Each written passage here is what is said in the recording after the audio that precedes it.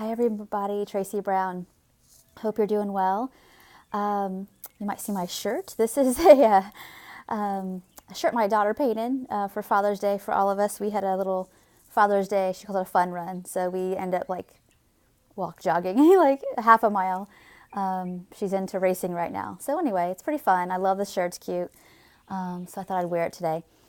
Anyway, I wanted to talk about the ways in which we shortchange ourselves with food.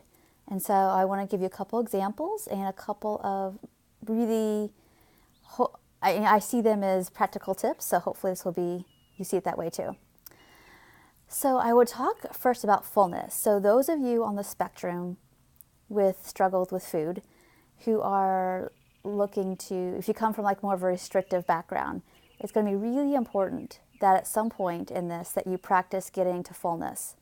So some of you may hear that and feel like, oh my gosh, getting full really scares me, or I get full on so little food. And I would say the only way we can, and those are two separate topics that I'll address, but the only way we can get to actually really normal, solid cues of true satisfaction and fullness is if we push it. So for somebody coming from the area of not eating enough, I think it's important to, even though you may feel like what the place you stopped at is feeling enough, I suggest that you keep going, have a couple more bites just to test, was that really full, or is that just what I'm used to, kind of enoughness that I tell myself in my head is enough. So again, push yourself a little bit more. Because if you come from a restrictive background, a little bit of food can make you full, and you have to push through that to actually be able to eventually eat enough without triggering deprivation-driven eating or food obsession. So that actually also goes for people who may be struggling with some GI concerns. I see this a lot where if you got kind of delayed or slow gastric motility and it feels like it's taking your food a while to get through, you'll definitely need to do still some mechanical eating to make sure you're getting your calorie needs met and to push up your metabolic rate a little bit. That way your body at least can feel safer knowing that you're getting enough energy in to push things along. Definitely advise you work with somebody like me or another qualified dietitian who knows a non-diet approach and knows how to help you with that balance of your medical nutrition stuff and the intuitive eating, because I definitely don't have people do a lot of restrictive food because I don't think it works for people who are struggling with healing their relationship with food. Usually just creates more obsession and more worry, which is going to create more GI distress. So we really want to get you to the place where we can get you more relaxed with food and your relationship with food. And then if we need to put in some food changes, we can do that. So at the beginning, I just really work on, some supplements that have some reliability in helping you, as well as stress management and, really, honing in what foods work and what don't work.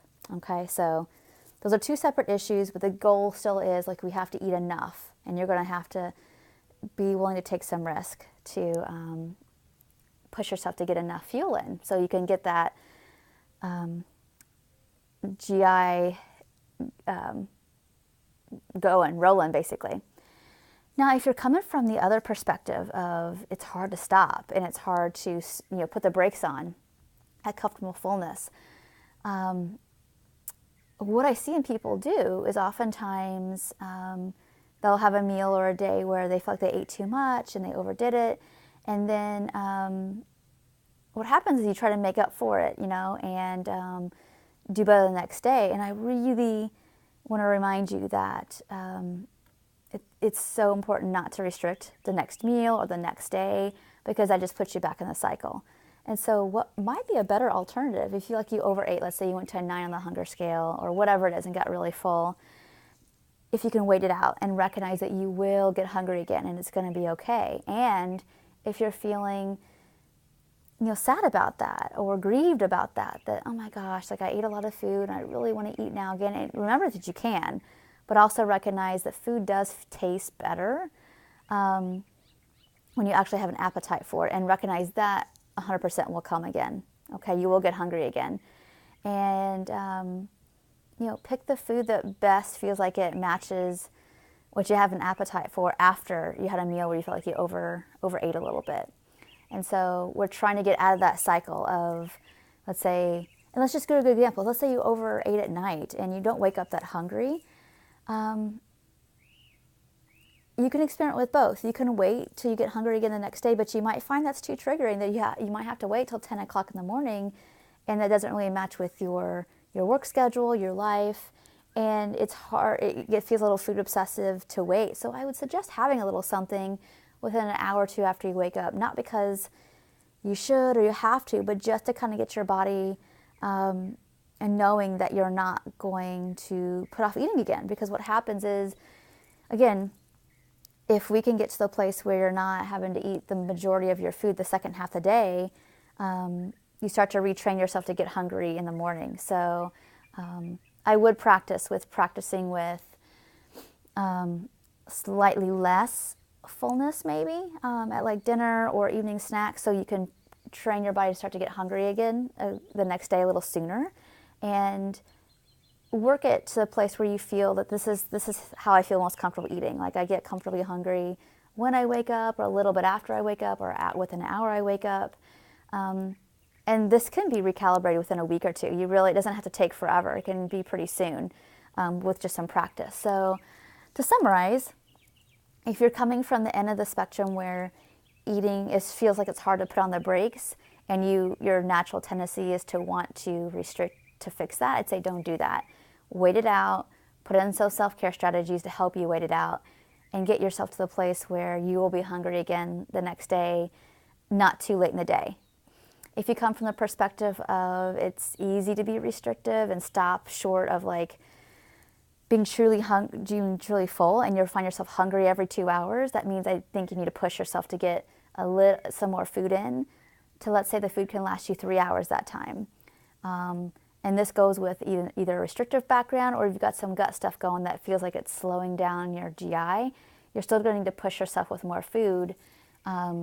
That way you can help your gastric motility along. And if you're struggling with like feeling full, feeling burpy, feeling nauseous, definitely contact me or somebody that's qualified to help you with the nutrition medical part of that. Because sometimes, you can eat more food, but you still feel kind of blah, even though you're trying to do your best.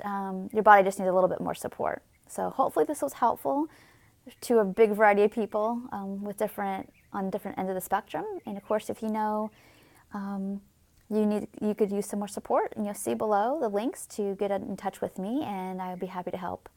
All right, thank you all for watching, and talk to you soon. Thanks, bye.